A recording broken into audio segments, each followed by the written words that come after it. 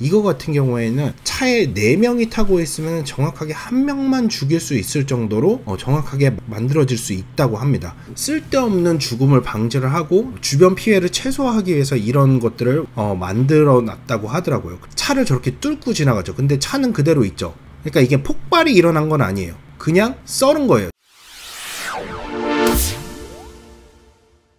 인사할 시간만 있습니다. 항성의 우주 속으로의 항성입니다. 반갑습니다. 오늘 이야기는 여러분들 한 번씩 보셨을 거예요. 요청 메시지가 엄청나게 와가지고 안 다룰 수는 없겠다. 그런데 여러분들도 아시겠지만 UAP라는 게 무언가 과학적으로 설명할 수 없는 거잖아요. 이거를 내가 어떻게 설명할 수 있을까? 그래도 나름대로 헬파이어 미사일이라든지 이번에 리퍼 무인 드론이라든지 이런 것들을 조금 찾아보면서 어느 정도는 조금은 해볼 얘기가 있지 않겠나. 지금 현재까지 공개된 자료만으로 우리가 무엇을 알 수 있을까까지 제가 최대한 과학적으로 분석을 해보려고 하고 있습니다. 네, 이게 지금 그 문제의 영상입니다. 이 물체가 바로 우리가 뭔지 모르는, 그리고 나서 조금 있다가 헬파이어 미사일이 날라옵니다. 날라오고 나서 이렇게 조각 3개가 떨어져 나가는데 희한한 거는 진행 방향으로 계속 이 물체가 진행을 해요. 조각이 3개인데 3개도 되게 일정한 모양인 것처럼 그 물체를 따라가요. 이게 만약에 맞다면 살짝쿵 물리법칙을 따르고 있지는 않거든요. 맞는 장면을 슬로우 모션으로 제가 준비했는데 맞았는데 오른쪽으로 안 튕기고 반대쪽으로 튕겨가거든요. 이것도 이상해요. 누가 이렇게 뺨을 때리면은 얼굴이 이렇게 때리는 쪽으로 돌아갈 수밖에 없잖아요. 때렸는데 맞고 나서 이렇게 튀겨나와요. 거의 그대로 진행 방향으로 유지를 해요. 그래서 어떤 현상인지에 대해서 제가 하나씩 준비를 했으니까 보도록 하겠습니다. 먼저 요거를 궁금해 하시는 분들이 있더라고요. 이 위에 보면은 LRD 레이즈데스라고 돼 있잖아요. 이게 뭐냐면은 드론에서 목표를 고정을 해가지고 레이저 거리 지정기, 다시 말해서 레이저로 목표물까지의 거리를 정확하게 재고 표시를 한 다음에 락을 시켰다. 내가 언제든 원하면 쏠 수 있다. 이 상태인 거예요. 그러면은 본격적으로 오늘의 이야기 시작해 보도록 하겠습니다.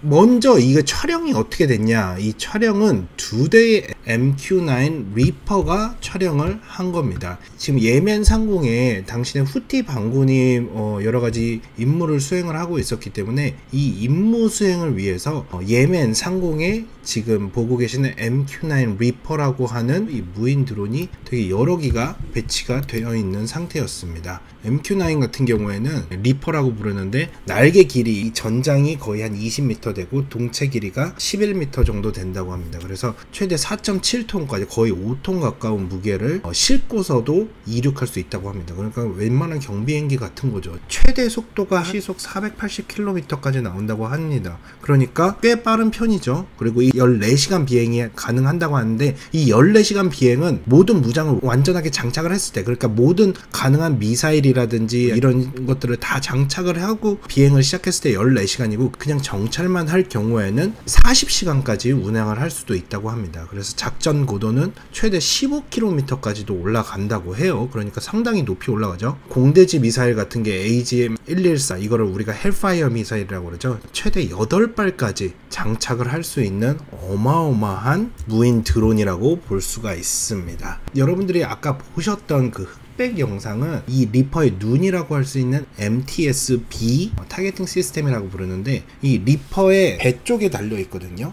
동그란 카메라 볼 같은 거예요. 이 리퍼가 모든 임무를 수행할 수 있도록 가장 핵심적으로 작용하는 장비인데 이 작은 공안에 표적을 탐지하고 식별하고 추적하고 파괴할 수 있는 모든 눈을 비롯해가지고 거기에 관련된 소프트웨어 시스템이 여기에 들어있다고 보시면 될 것 같아요. 여기 내장되어 있는 이번에 사용된 가장 핵심 센서 중에 하나인데 그 중에 하나가 뭐냐면은 열상 적외선 센서. 이게 어두운 밤이라든지 아니면은 쉽게 노출되지 않는 무기들을 볼 때는 이 적외선 센서가 핵심이거든요. 그래서 제가 이제 오늘 이 방송을 한다고 했더니 일단 영상이 무조건 조작된 거다라고 얘기를 엄청 많이 하시더라고요. 이 영상이 조작이 됐으면은 이 사람은 위증의 벌을 받게 돼 있습니다. 미국에서 위증의 벌은 우리나라의 위증의 벌과 상대도 안 될 정도로 꽤 센 편이거든요. 그렇기 때문에 굳이 상식적인 수준에서는 이해를 할 수가 없어요. 그것도 한 나라의 군사적인 임무를 뛰었던 군인이기 때문에 이거를 조작을 한다라는 거는 제 상식에서는 이해를 할 수가 없는 부분입니다. 그렇기 때문에 첫 번째, 가정은 하고 들어갈게요. 그리고 이 가정을 해야 오늘의 모든 것들이 다 설명이 되니까, 첫 번째, 이 영상은 일단은 조작이 아니다라는 가정에서 오늘 이야기를 한번 시작해 보도록 하겠습니다. 그리고 두 번째, 쪽지를 너무 많이 받았거든요. 아까 처음에 이 영상에서도 보듯이 저게 저렇게 빠른 속도로 흔들림 없이 저거를 추적할 수 있냐? 당연히 있습니다. 너무나 당연히 있죠. 저게 추적을 하지 못하면 레이저를 어떻게 쏠 거며 목표물을 어떻게 맞춥니까? 저거는 짐벌 시스템이라는, 너무나 단순하고, 여러분들 움직이는 카메라 움직이는 거 있잖아요. 이 짐벌 시스템으로 모든 흔들림을 상쇄할 수 있어요. 아까 LRD라고 돼 있었잖아요. 그게 되면은 소프트웨어가 쫓아가기 때문에, 소프트웨어가 심지어 쫓아가면서 바다의 밝기라든지 주위의 밝기 같은 것들을 다 확인을 해가지고 대비라든지 이런 것들을 다 맞춰요. 그렇기 때문에 저렇게 완벽하게 추적할 수 있습니다. 그렇기 때문에 조작이다라고 하는 거는 너무 말도 안 되는 겁니다. 이거는 무슨 사람이 쫓아가고 카메라맨이 쫓아가는 게 아닙니다. 두 번째, 영상의 화질이 너무 구리다. 영상의 화질이 좋은 게 있으면 내놓으면은 너네가 문제가 될 거 아니지 않냐 라고 생각을 하는데, 영상의 화질이 낮은 이유는 이거는 100% 있습니다. 근데 이거는 꼭 군사 전문가가 아니어도 너무 상식적으로 이렇게 영상의 화질이 낮을 수밖에 없어요. 결론부터 말씀드리면 화질이 낮은 데에는 명백하게 기술적이면서 군사적인 이유가 있어요. 그리고 지금 우리가 보는 것보다 훨씬 고화질의 원본 데이터는 분명히 존재할 가능성이 있습니다. 우리가 보는 영상은 눈으로 보는 가시광선을 찍는 일반 카메라가 아니라, 지금 보시는 거는 물체의 열을 감지해서 영상으로 만드는 FLIR 장비로 촬영된 거예요. 적외선은 가시광선보다 파장이 엄청나게 길어요. 그래서 그 기본적인 성질 때문이라도 우리가 보는 것만큼 화질이 아예 좋을 수가 없어요. 그래서 목적의 차이가 다르기 때문에 영상이 좋을 수가 없고, 그리고 엄청난 거리잖아요. 리퍼가 얼마나 상공의 위에 떠 있어서 이 UAP를 관측하고 있는지는 사실 정확하게 알려지지는 않았어요. 뭐 내부적으로 분석한 결과를 조금 보기는 했는데, 그럼에도 불구하고 좀 멀리 있으니까 줌을 한다고 하더라도 한계가 있는 거죠. 그렇기 때문에 이게 화질이 나빠서 고화질로 갖고 와봐라, 그럼 믿어줄게 라고 하는 거는 군사적인 배경을 너무 모르는 사람인 겁니다. 그 다음에 실시간으로 전송을 해야 하기 때문에, 데이터가 높으면 실시간으로 전송을 할 수가 없기 때문에 저해상도 화질을 유지할 수밖에 없다는 점 여러분들 알고 계시면 좋을 것 같아요. 그래서 그 다음으로 많이 받은 질문들이 있습니다. 속도는 얼마나 되냐? 이 속도를 추정을 하기 위해서는 먼저 이거를 공격을 했던 무기인 헬파이어, 니네가 헬파이어를 아냐라고 해서, 이거는 제가 헬파이어라고 말을 한 게 아니에요. 청문회 때 공식적으로 이 영상을 제시한 사람이 헬파이어 무기로 공격을 했는데 이게 버텼다라고 나와서, 이거는 헬파이어로 공격을 했구나. 그리고 아까 그 리퍼에 거기는 헬파이어가 이미 실려 있었기 때문에 헬파이어가 맞습니다. 이 헬파이어 무기가 이렇게 리퍼에는 8기까지 실려 있어요. 이 헬파이어 무기에 대한 영상을 제가 조금 준비를 했습니다. 이게 헬파이어 무기예요. 이렇게 생겼고요. 기본적으로 사람 키 정도 됩니다. 한 50km 정도 되고 한 1m 60 정도 됩니다. 그래서 속도는 최대 속도가 마하 1.3 정도 나옵니다. 그리고 사거리는 10km 내외예요. 근데 이 헬파이어에도 종류가 매우 많습니다. 지금 보여주는 것만 하더라도 거의 10종류가 있는데, 제가 조금 있다가 한 종류를 더 말씀드리겠습니다. 그게 오늘 핵심일 수도 있어서, 이 헬파이어 무기에는 탄두가 2개가 들어있어요. 공대지 미사일이라면은 보통 탱크라든지 장갑차라든지 이런 거를 공격하기 위해서 만들어졌단 말이에요. 근데 탱크 같은 경우에도 밖에다가 저런 미사일이 먼저 공격해 오면은 밖에서 터질 수 있도록 보호 폭약 같은 것들이 있어요. 그런 것들을 뚫고 갈 수 있도록 1차 탄두, 2차 탄두가 여기 나눠져 있습니다. 저런 식으로 레이저를 저기서 계속 반사를 시켜가지고 목표물을 계속 찾아서 실시간으로 트래킹을 하면서 오토 파일럿을 해가는 겁니다.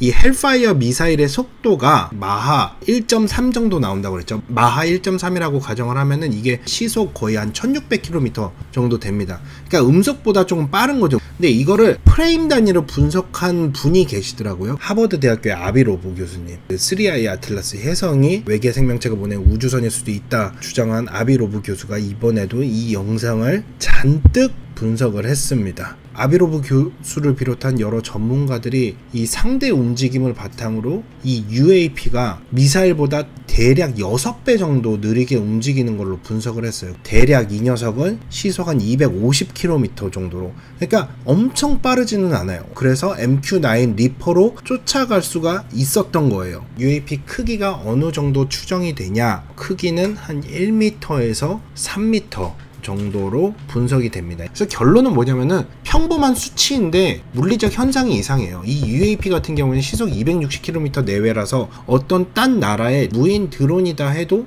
별로 이상할 게 없는데, 문제는 뭐냐면은 마하 1.3 정도의 운동 에너지를 가진 물체하고 충돌을 했는데 파괴되기는커녕 궤도나 속도에 아무런 영향이 없이 안정적인 비행을 계속하는 게 가능하냐? 두 번째가 뭐냐면은 네가 뭔 줄 알고 그거를 헬파이어 미사일이라고 하냐. 우리 최승병 박사님이 나간 밀리터리 덕후에도 나간 전데, 아무튼 여러분들 가만히 생각을 해보면 모든 무기는 주된 설계 목적이 있습니다. 그리고 헬파이어 목적은 분명히 탱크라든지 장갑차를 다루는데 공대지 미사일이 맞아요. 그런데 무기는 전장의 상황에 따라서 얼마든지 다른 용도로 쓰일 수 있습니다. 사냥을 하는 엽총으로 하늘에다가 날아가는 그릇을 깨버리면 그거는 뭐예요? 다 그런 스포츠 있잖아요. 스포츠카는 서킷에서만 달려야 됩니까? 그게 아니에요. 무기의 본질은 어디에 쓰라고 만들었냐가 아니라 무엇을 맞출 수 있느냐가 핵심인 거예요. 물론 이 헬파이어 미사일 가지고 F-22 랩터 같은 초음속 전투기를 잡을 수가 없습니다. 걔네는 거의 마 4가 넘는데 얘는 최대 시속이 마 1.3이에요. 걔네가 어떻게 잡습니까? 하지만 세상의 모든 비행기는 전투기가 아닙니다. 헬파이어는 느리고 둔하고 급하게 기동을 하지 않는 공중 표적에게는 충분히 사용할 수 있고 심지어 효과적이기까지 한 공대공 미사일입니다. 예를 들면 헬리콥터라든지 드론이라든지 아니면은 저속 수송기라든지 경비행기라든지 이런 것들은 충분히 잡을 수 있어요. 발표한 사람이 청문회에서 헬파이어 미사일이라고 했고요. 목표 타겟에 따라서 좀 더 효과적인 싼 공대공 미사일이 될 수도 있다 라고 볼 수가 있습니다. 그 다음 질문이 뭐냐면은 헬파이어 미사일은 맞았으면 폭발을 해야 되는데 지금 보면은 폭발을 하지 않고 튕겨나간다고 얘기가 돼 있잖아요. 지금 R9X라고 하는 이 녀석은 닌자 미사일, 밑에는 폭탄형인데 지금은 이 폭탄이 아닌